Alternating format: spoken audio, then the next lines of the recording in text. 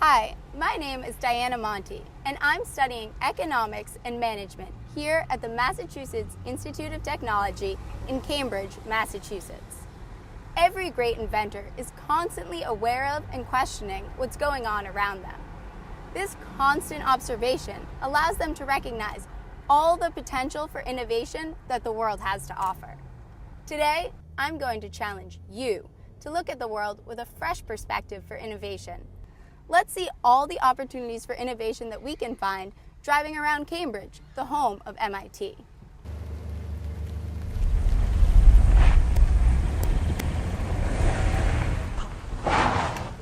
Whoa, that was a close call. Did you see how that car nearly backed into me? I'm going to take a second and catch my breath while this car continues to back out. We're going to pause this video. But in the meantime, I have a question for you first. What does that near accident have to do with inventiveness? Talk with your teacher, talk with your classmates, and I'll be back soon to continue our discussion.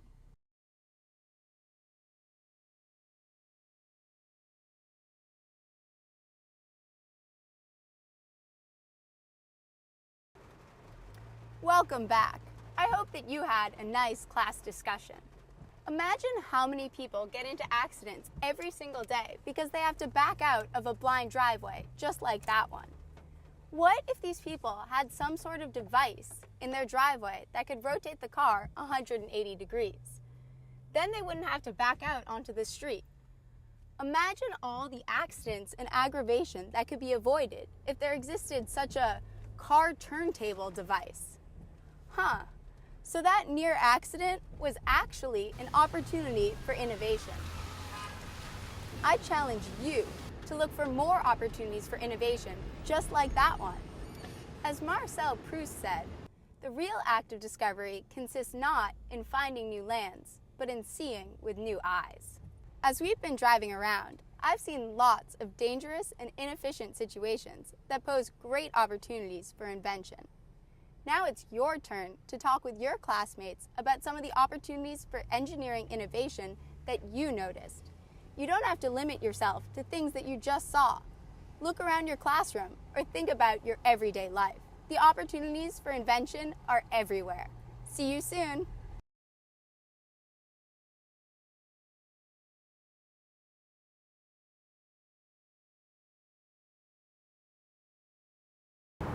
Welcome back. In addition to my coursework here at MIT, I'm also involved in MIT's Society of Women Engineers. I'm actually the co-chair of the Women in Science and Engineering program, or WISE for short. WISE is a year-long outreach program that provides high school girls with opportunities to explore science and engineering. I'm here with two past participants in the WISE program, Tori Muse and Priyanka Ram. We call them the WISE Girls. During the break, we were discussing all the everyday opportunities for innovation that we noticed. Tori was actually just mentioning some green opportunities for innovation. Right. I walk down the street and see how wasteful people can be in terms of keeping their cars running or letting heat and AC out of windows. Maybe windows could be better reconstructed or newly shaped to promote insulation. I also often think of green-oriented technology to be created or iPod apps since I'm young. Those all sound like great ideas. The WISE Girls and I also noticed a person struggling to maneuver their wheelchair in the clip before the break. A group of students from Staten Island Technical High School recognized this wheelchair insufficiency as an opportunity for innovation. Inspired by their motto, "There are no problems, only solutions," this group of students set about developing a wheelchair that could meet the unsatisfied needs of the wheelchair-bound. Innovators see problems as an opportunity for advancement and invention. They have the courage and vision to tackle problems that no one knows the answers to. By looking at challenges through the lens of possibilities, you are well on your way to creating the next great invention. Can you think of any other inventions for those with physical limitations? inventions that you might want to be a part of developing? The Wise Girls and I are going to discuss this, while you also discuss in your classroom. We'll be back soon.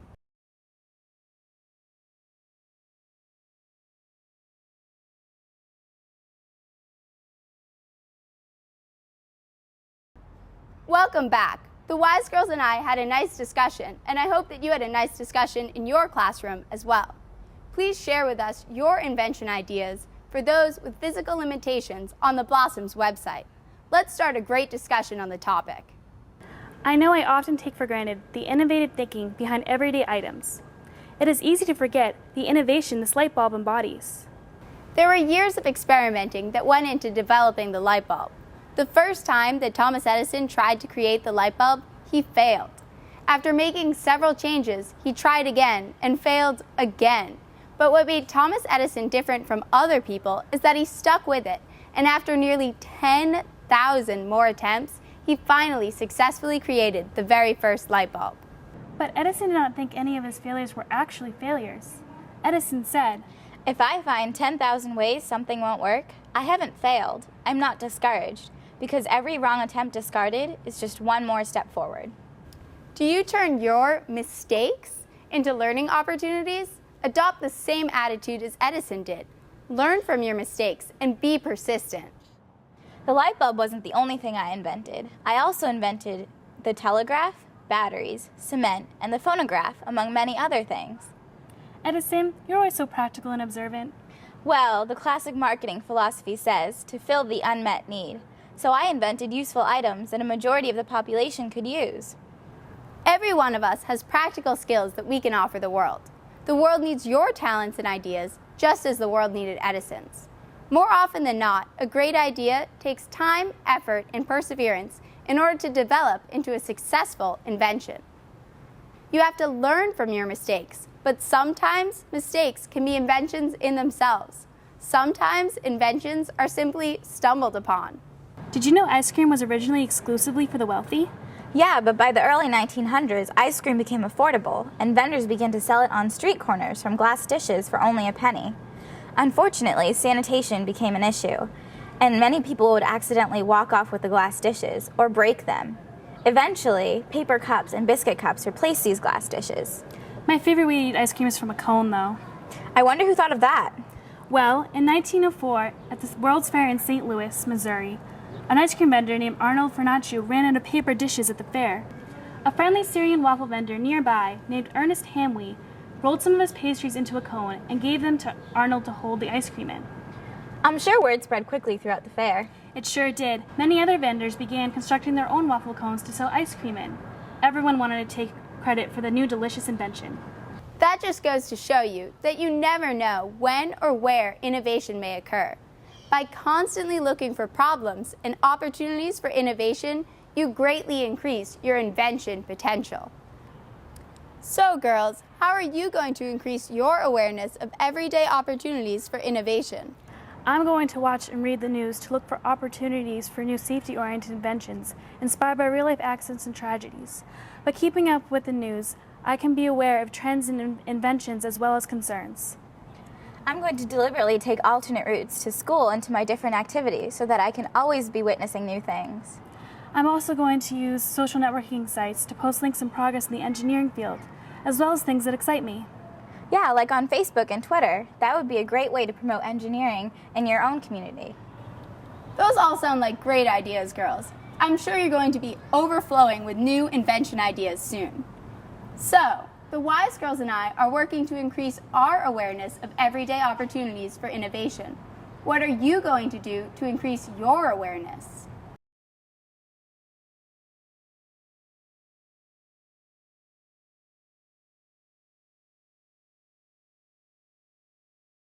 Welcome back. I hope that you had some nice discussions with your classmates during the break.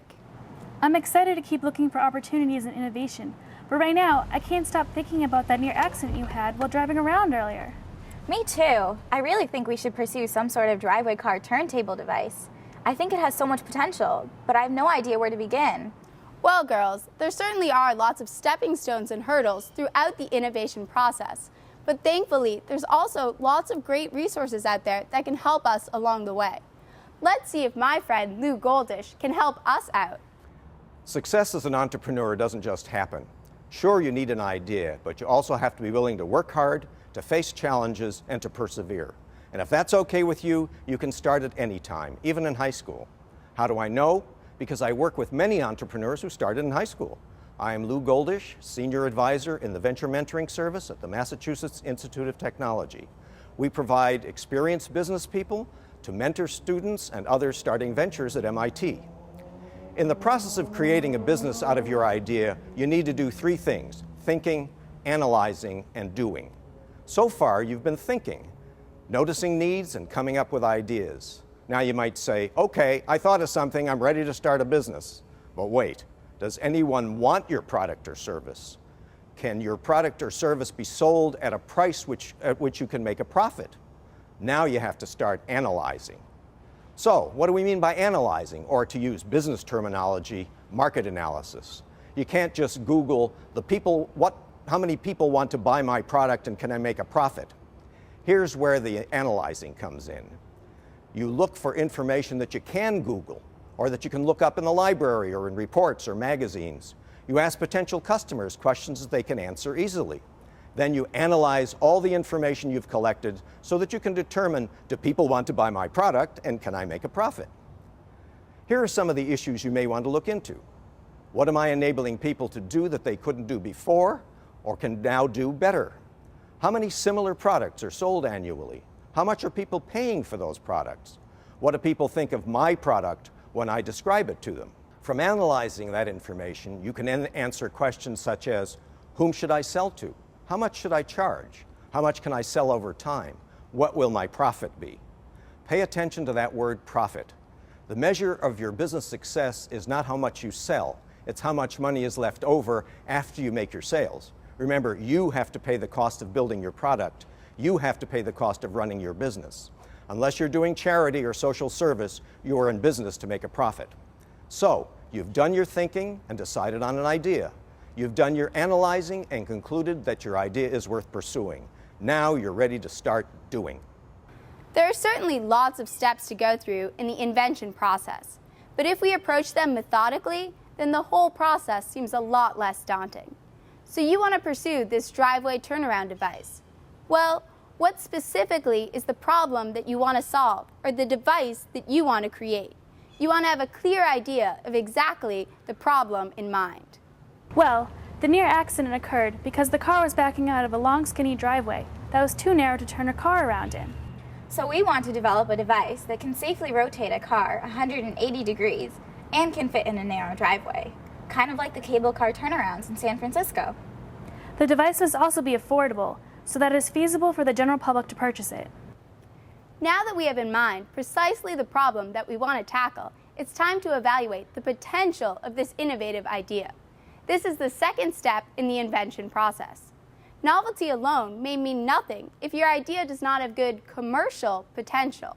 People will buy a product only if they have a use for it and prefer it to competing products. Aren't there professional research companies that can conduct a market analysis for us? Well, professional research companies are often much too expensive. Since your idea is still in the concept phase, this is a very risky investment to make. It is best that you start by doing a market analysis all on your own. Thankfully, there are lots of great resources out there that enable you to conduct a thorough initial market analysis entirely on your own. I know. How about I start by researching on the internet? That's a great idea. The internet very well may be your main source of information. You have to be careful, however. Much of the information that you find on the internet may be outdated or even inaccurate. When researching on the internet, try to use as primary a source as possible, and always make sure that you evaluate the reliability of every website that you use. While you're doing research on the internet, I think I'll go to the library and see what I can find there. That's another great idea, Tori. The library is another great and completely free resource for you to conduct your market potential analysis. Many academic and large public libraries have business information departments that are staffed by helpful librarians. Let's get to the research, girls. So how did all your research go? What did you find out? When researching driveway accidents, I came across lots of child safety initiatives for the prevention of child backovers, which is when a child is backed over by a vehicle in their own driveways. In the U.S. alone, 50 children are backed over each week, and 30% of deaths involving a motorist and a child occur when a vehicle backs over a child. It's not just children being harmed, though. In my research, I found lots of lawsuits for wrongful deaths involving inattentive motorists backing out of their driveway and striking pedestrians walking along the sidewalk. Our driveway turntable device could potentially greatly reduce these tragedies. Based on my research, there is a great need and definite market for a driveway turntable device. There definitely is a market. However, it was quite obvious to me after a little research that there are already a lot of competitors out there. The competitors range in products offered. There are high-end built-in driveway turntable devices that go for upwards of $20,000.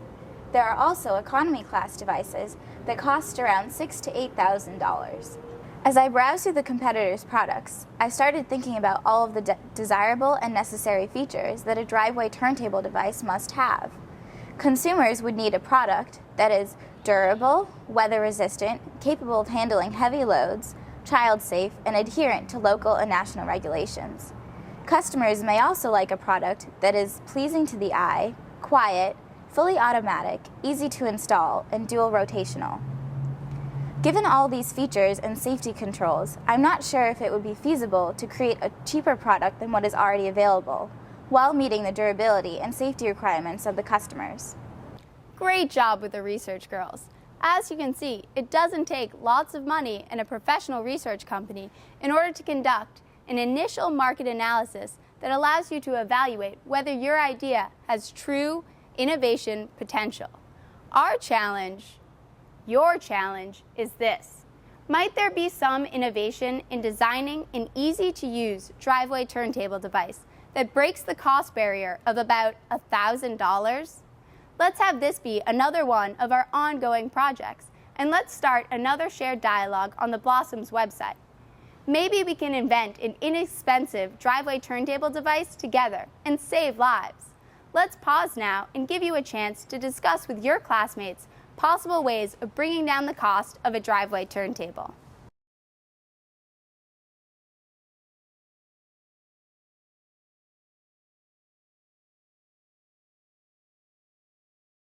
Welcome back. Did you make any progress on developing a cheaper driveway turntable? Once you have a concept, the driveway turntable, or whatever, take the initiative to go out and build a proof of concept prototype. This is an initial prototype that can be made of basic materials found around your house, trash piles, or in your local hardware store. Building a prototype allows you to prove the feasibility of your solution. Your first try at a solution won't be perfect, but by testing and experimenting, you find out what works and what needs to be improved. This is a toy prototype of a driveway turntable, but I'm sure that you can do better. One of MIT's own, Rhonda Jordan, saw a need for energy and electricity in African households and was inspired to find a way to combat this insufficiency. Let's find out how Rhonda and her team used prototyping to turn a problem into an opportunity for innovation and an opportunity into a growing business. Hello. As Diane said, my name is Rhonda Jordan, and I'm a graduate student here at MIT. I'm also a co-founder of Egg Energy Incorporated. Now, if you were wondering what EGG stands for, it means Engineering Global Growth. We connect low-income customers to electricity through a battery swapping service. We take electricity from a grid connection, a wind turbine, or a solar panel, and we package electricity into small, portable, rechargeable, and affordable batteries. We rent each battery to our customer for a subscription fee, and our customers can exchange depleted batteries for fully charged ones at any time by paying a small swap fee at a charging station or a swapping station. Each battery is about the size of a brick, and it lasts 5 days in a typical Tanzanian household. It's strong enough to power 3 lights, a cell phone charger, and a radio. So, Rhonda, tell us how you recognized this business opportunity. Well, on my very first trip to Africa, I noticed that many of the residents didn't have access to electricity. Instead, they used kerosene to light their homes or to run small businesses in the evenings. I also noticed that the light was very dim and soon found out that burning kerosene caused many respiratory illnesses. So when I returned to MIT, I found that other people had this same experience. I joined Egg Energy, and we decided that we wanted to provide these residents brighter lights with fewer health issues. But when my teammate Yuka went to Tanzania for the first time, he found that the residents didn't have enough money to pay for even the newest solar technology. We did not know what to do, and our business model would fail.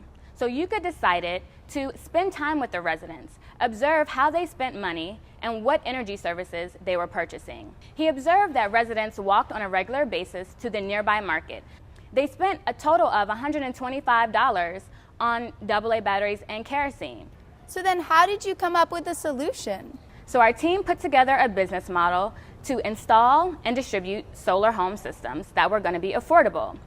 Our product needed to cost less than $125 a year, and we knew that the residents were okay returning to the market to purchase electricity on a regular basis.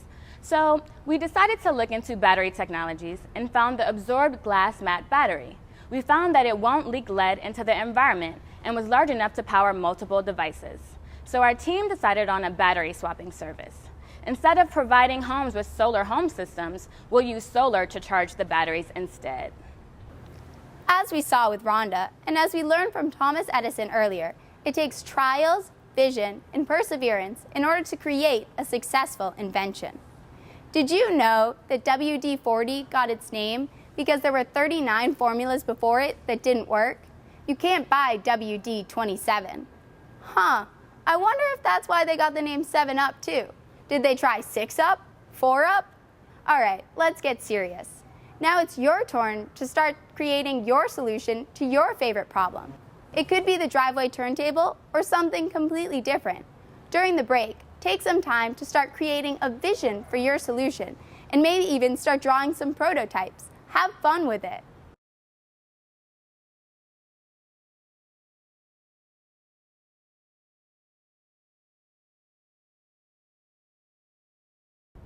Welcome back. I hope that you had fun sketching your prototypes. Hopefully it's just a start and you'll keep making more prototype drawings in the future as you either refine this idea or recognize new opportunities for innovation in the future. I hope that by now you are becoming confident in your ability to becoming the next great inventor.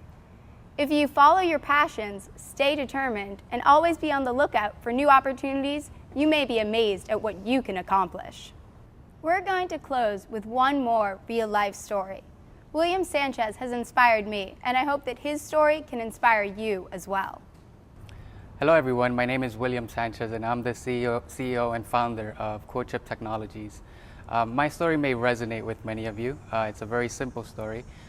I was born and raised in the Bronx. It's an inner city community in New York City, a very tough environment to grow in. But my parents came from a dictatorial regime out of the Dominican Republic in the mid-80s, and they were even tougher than the Bronx. And three things that they valued very highly and instilled in me and my siblings were stewardship, integrity, and education. Everything that I've ever done reflects those three values.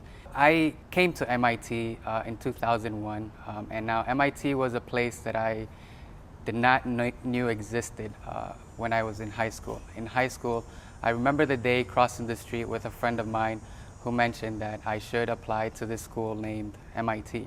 And with the application due the next day, I sort of haphazardly and as creative a way as I could filled out an application answering a simple question. What is, in 500 words or less, something that you really enjoy doing? And as you know, they say a picture is worth 1,000 words. And so that's what I submitted to my application. You might imagine my surprise when I got admitted to MIT. Now, I came to MIT, again, out of a very tough community in the Bronx, and decided to pursue electrical engineering as my field of concentration. And throughout my undergraduate career, I founded a first company, a dance company. It's not what you usually think about when you think entrepreneurship, but dancing is something that I've always been passionate about. And so I wanted to share that passion with other people. And so I wrapped a business around it. It was an easy way to network, meet folks, and travel, perform, dance, and just share something that I enjoyed doing. A year or two into that, I realized that I wanted to do something more impactful. And in the heart of the economic recession, realizing opportunities in clean tech and the emerging energy revolution happening amongst us today, I founded my first company, Vicarious, where we develop power and thermal management devices to address one of the pressing issues of our time, energy efficiency. I spent a lot of time looking at heat sinks and thermoelectrics and sort of ways of recovering waste heat out of the automotive industry. And that's really what paved the way to CoreChip Technologies, what is today a company enhancing the efficiency in data centers. So CoreChip started from my initial idea of starting a dance company, if you can believe that connection. And where we are today is, out of a pursuit of doing something that I once thought impossible. We won the MIT Clean Energy Prize, a competition sponsored by the Department of Energy and NSTAR, a local utility here in the New England area.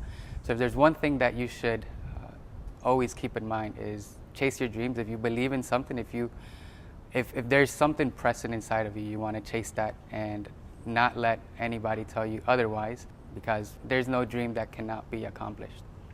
Wow, it really is amazing how much William Sanchez has accomplished. He truly does follow his passions.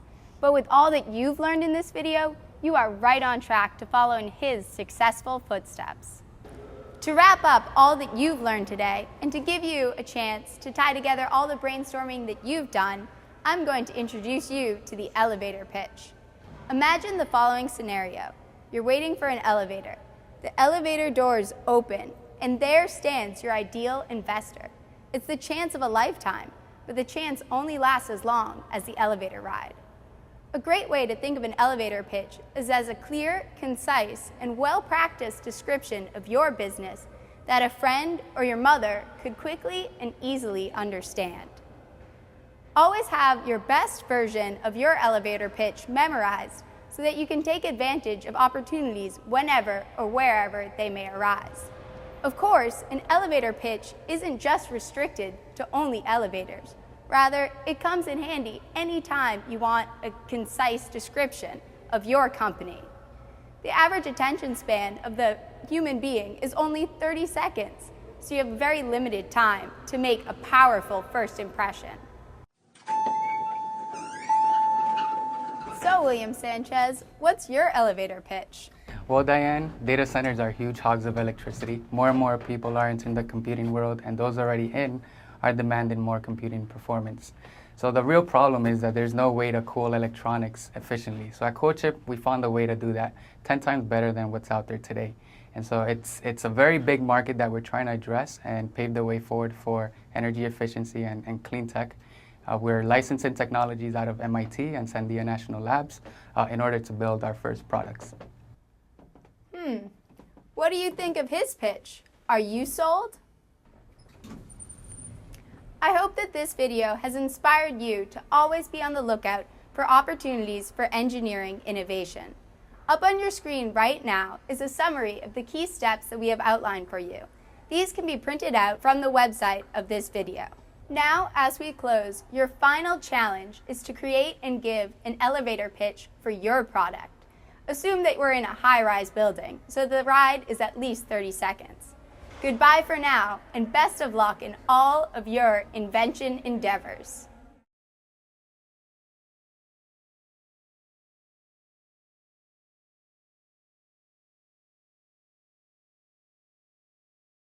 Hello, teachers. This video lesson requires no prerequisite knowledge of engineering innovation or entrepreneurship. I feel that any high school student or even advanced middle school student can participate in this video's learning activities and can benefit from viewing this video. I hope that you and your students enjoy watching this video and are inspired on the path to engineering and innovation. There are many ways that this video can be used and that the breaks can be utilized. I have suggested some activities to be performed during the breaks, but I urge you to use this video as it will suit you and your students best. I hope that you will share with me the ways that you have incorporated this video into your classroom. Prior to the first break, I challenged students to think about what my near accident had to do with inventiveness.